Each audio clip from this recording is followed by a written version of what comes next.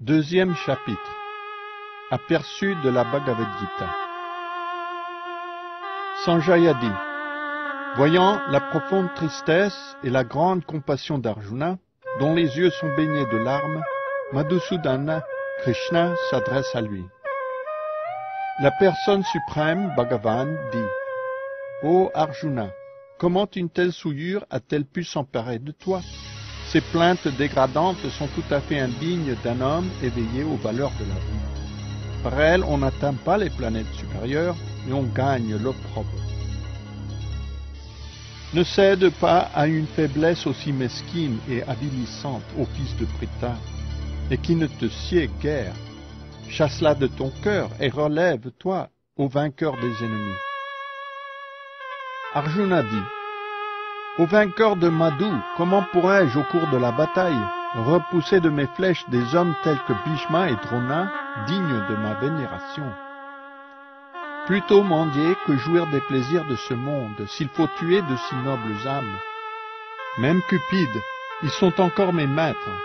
Leur mort entacherait de sang notre victoire. Je ne sais s'il est plus juste de les vaincre ou d'être par eux vaincus. Voici les fils de Dhritarashtra en ligne devant nous, sur le champ de bataille. Leur mort nous ôterait le goût de vivre. La défaillance m'a fait perdre tout mon sang-froid. Je ne vois plus où est mon devoir. Indique-moi clairement la voie juste. Je suis à présent ton disciple et m'en remets à toi.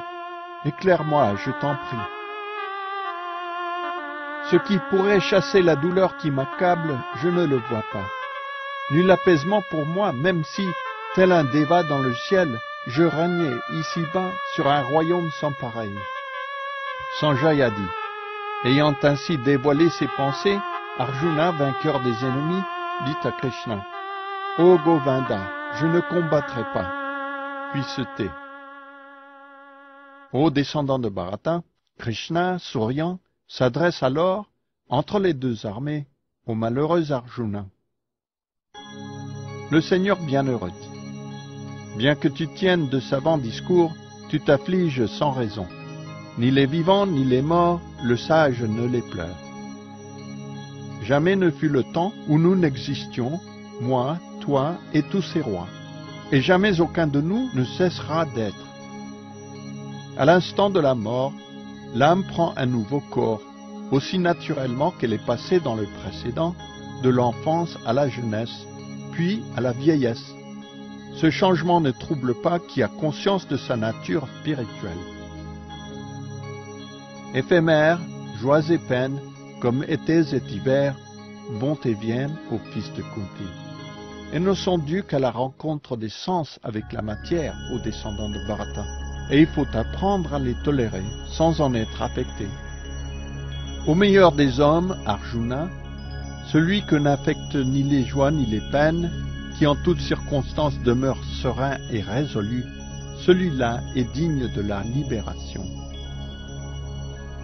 Les maîtres de la vérité ont conclu à l'éternité du réel et à l'impermanence de l'illusoire, et ce, après avoir étudié leur nature respective. Sache que ne peut être anéanti ce qui pénètre le corps tout entier. Nul ne peut détruire l'âme impérissable. L'âme est indestructible, éternelle et sans mesure. Seuls les corps matériels qu'elle emprunte sont sujets à la destruction. Fort de ce savoir, aux descendants de Bharata, engage le combat. Ignorant celui qui croit que l'âme peut tuer ou être tuée, le sage, lui, sait bien qu'elle ne tue ni ne meurt. L'âme ne connaît ni la naissance ni la mort. Vivante, elle ne cessera jamais d'être. Non-née, immortelle, originelle, éternelle, elle n'eut jamais de commencement et jamais n'aura de fin. Elle ne meurt pas avec le corps. Comment, au partant, celui qui sait l'âme non-née, immuable, éternelle et indestructible, pourrait-il tuer ou faire tuer? À l'instant de la mort, l'âme revêt un corps nouveau, l'ancien devenu inutile, de même qu'on se défait de détenants usés pour en revêtir de neuf. Aucune arme ne peut fendre l'âme ni le feu la brûler. L'eau ne peut la mouiller, ni le vent la dessécher.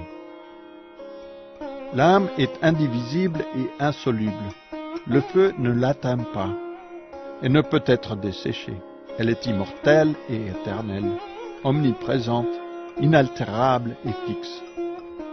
Il est dit de l'âme qu'elle est invisible, inconcevable et immuable. La sachant cela, tu ne devrais pas te lamenter sur le corps. Et même si tu crois l'âme sans fin reprise par la naissance et la mort, tu n'as nulle raison de t'affliger, ô Arjuna, au bras puissant. La mort est certaine pour qui naît, et certaine la naissance pour qui meurt. Puisqu'il faut accomplir ton devoir, tu ne devrais pas t'apitoyer ainsi. Toutes choses créées sont à l'origine non manifestées. Elles se manifestent dans leur état transitoire et une fois dissoutes, se retrouvent non manifestées. À quoi bon s'en attrister aux descendants de Bharata? Certains voient l'âme et c'est pour eux une étonnante merveille. Ainsi également d'autres en parlent-ils et d'autres encore en entendent-ils parler.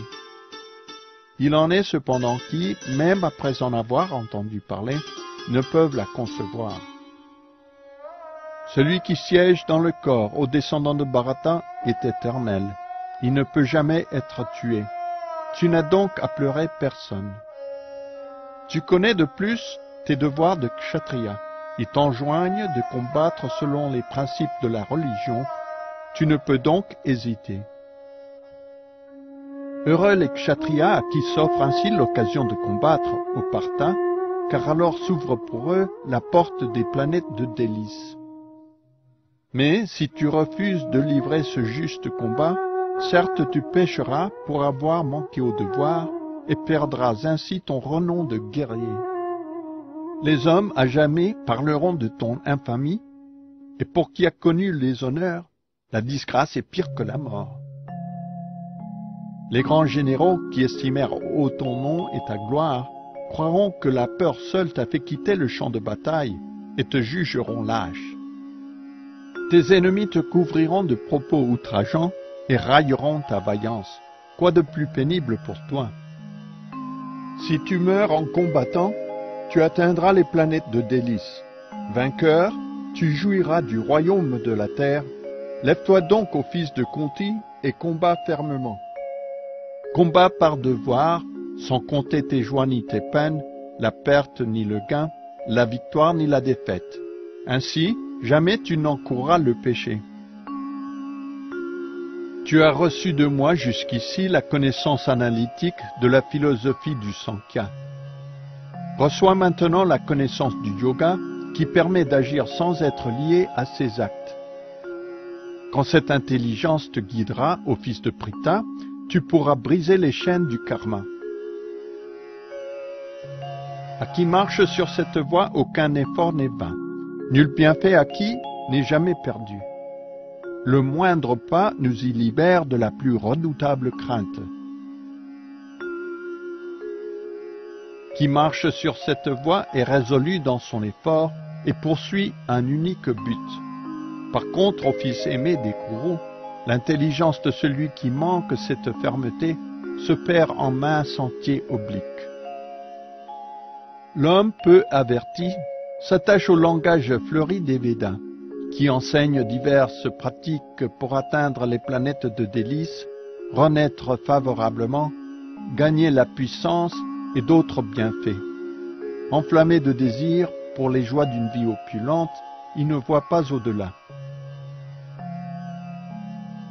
Trop attaché au plaisir des sens, à la richesse et à la gloire, égaré par ses désirs, nul ne connaît jamais la ferme volonté de servir le Seigneur suprême avec amour et dévotion.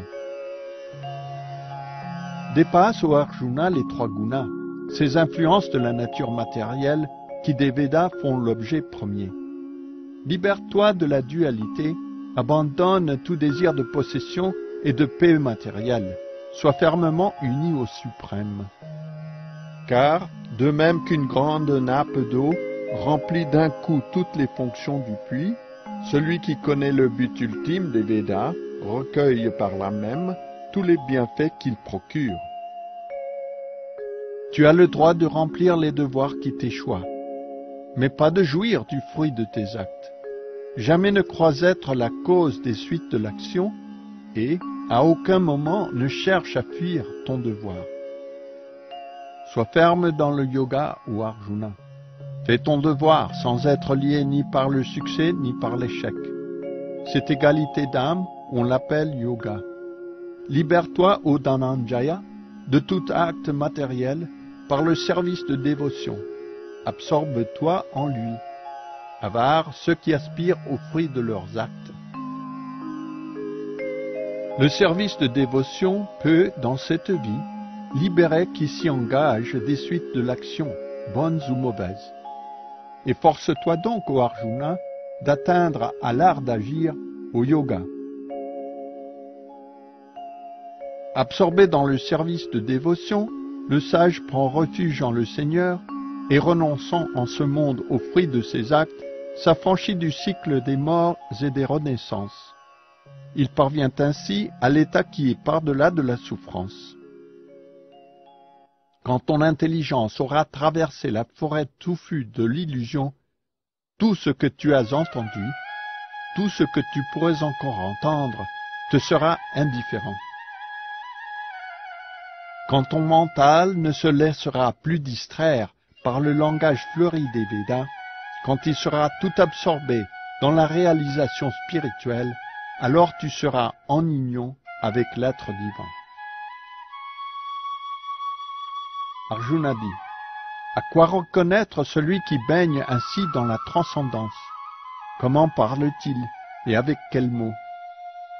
Comment s'assied-il et comment marche-t-il au Keshava? Le Seigneur bienheureux dit, quand un homme, au parta, s'affranchit des milliers de désirs matériels créés par son mental, quand il se satisfait dans son vrai moi, c'est qu'il a pleinement conscience de son identité spirituelle. Celui que les trois formes de souffrance ici-bas n'affectent plus, que les joies de la vie n'enivrent plus, qu'ont quitté l'attachement, la crainte et la colère, celui-là est tenu pour un sage à l'esprit ferme. Celui qui, libre de tout lien, ne se réjouit pas plus dans le bonheur qu'il ne s'afflige du malheur, celui-là est fermement établi dans la connaissance absolue. Celui qui, tel une tortue, qui rétracte ses membres au fond de sa carapace, peut détacher de leurs objets les sens, celui-là possède le vrai savoir. Même à l'écart des plaisirs matériels, l'âme incarnée peut encore éprouver quelques désirs pour eux, mais qu'elle goûte une joie supérieure, et elle perdra ce désir pour demeurer dans la conscience spirituelle. Forts et impétueux sont les sens, ô Arjuna. Ils ravissent même le mental de l'homme de sagesse qui veut les maîtriser. Qui restreint ses sens et s'absorbe en moi, trouve certes une intelligence sûre. En contemplant les objets des sens, l'homme s'attache, d'où naît la convoitise, et de la convoitise la colère. La colère appelle l'illusion, et l'illusion entraîne l'égarement de la mémoire. Quand la mémoire s'égare, l'intelligence se perd, et l'homme choit à nouveau dans l'océan de l'existence matérielle. Qui maîtrise ses sens en observant les principes régulateurs de la liberté, reçoit du Seigneur sa pleine miséricorde, et se voit ainsi libéré de tout attachement comme de toute aversion. Les trois formes de souffrance matérielle n'existent plus pour celui que le Seigneur a ainsi touché de sa miséricorde immotivée.